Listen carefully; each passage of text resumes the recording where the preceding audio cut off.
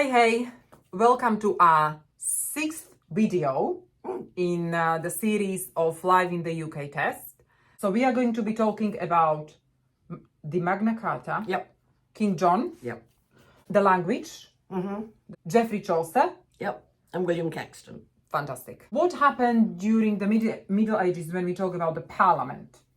Parliament wasn't anything like the kind of parliament we know about today. It was basically bishops and nobles, lords, earls, the upper echelons of society. There was not, the common man was in no way involved in Parliament.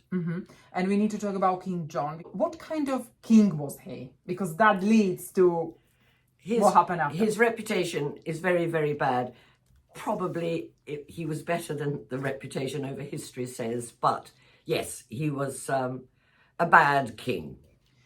Apparently he was cruel and power thirsty. And yes, and kept raising taxes, and that's always what annoys people. Yes, and why did he raise taxes? For wars against the French. Yes, that, and the also Scottish. he took part in the crusade, or his brother. His Richard, his older Brother. brother, was involved in the Crusades. When he died, John took over. And then there was this thing with the Pope, that he had clashes with the Pope. Did he? Yes, and apparently he divorced his wife. Sometimes I have to study things because Sarah knows a lot and I have to... King John divorced his wife, did he? Yes. Oh, okay. This book, Sarah knows a lot. But I don't know this. He divorced his wife. Are you sure? Yes, that's what it says here. Oh, okay. And That's something when that told me. He yeah, was, okay. I think, 32 and he married a 12-year-old woman, girl. Well, that's disgusting. But that's what happened. And it didn't say in the book, but I thought maybe that's why, or that contributed to the clashes with the Pope. Yeah, that would. Divorce could only be granted by the Pope Yes. in those days. Yes. Yeah. And then all this brought the pressure on the finances in England, and he raised the taxes. Yeah. And then people, of course, were not happy. Yes. And then there were these barons. Barons, good word. And Always a problem, the barons. yes, but they made pressure on him, Yeah. and they made him sign something. Okay. What is it that he had to sign? It's called the Magna Carta, which is Latin for the Great Charter or Great Contract between the barons and the king. And he was bullied into signing it, 1215, but he had absolutely no intention of obeying it. Magna Carta is seen as the first great civil partnership and on which the American Constitution is based. Now it is looked back as a magnificent change in the whole system of government, whereby there was a contract between the king and the people. And the whole purpose was to limit The king's power. yes, because he thought he was all powerful and almighty and he could do whatever he wanted. In those days, it was seriously believed by the king anyway, all the way down to Charles I, that in the divine right of kings, which means that the king believed he was answerable only to God. So Parliament to the king who believed that was just an irritation because he was put there by God to do God's will. You can't argue with that. So that changed in 1215. Yeah. But I think you said something that he didn't have any intention. Yeah, I was saying to Beata that when he signed it, he had his fingers crossed, which certainly in this country, and I'm sure everywhere else, means I don't mean a word of it. Children will say, yes, I did do my homework with their fingers crossed, which negates the lie if you know. So it was he was the first one who came with this? Well, no. But you think he was? Well, no, I don't know whether he really crossed his fingers, but he certainly never intended to obey the rules of Magna Carta. He just signed it. Yeah, I've signed it. Go away. So that was King John and the Magna Carta. Can I just say the main thing about Magna Carta was you couldn't imprison someone Yes. without fair trial. Without a fair trial, because you could just lock someone away in a dungeon and walk away. In fact, there were dungeons called, in France anyway, oublier, which means to forget. So they locked people away and forgot about them, let them die of starvation. And one of the main things about Magna Carta instituted in the laws of the land that you can't be imprisoned without a fair trial. We can talk about the identity now and about the language. When the Normans invaded, they couldn't speak English or Anglo-Saxon. And of course, the Anglo-Saxons couldn't speak French. As the conquerors took all the big titles and threw people out of their estates and took over, they became the nobility. So French was the language of the upper classes, Anglo-Saxon the language of the lower classes. And things started to sort of go a bit here and a bit there. So we have a great deal of French in our language, which is from those days when the Normans ran the country. Geoffrey Chaucer, Yeah. he made an enormous mark on the English language. Yes, he was the first popular author who wrote purely in what we now call English. And every school child in England has to read Chaucer. The Canterbury Tales.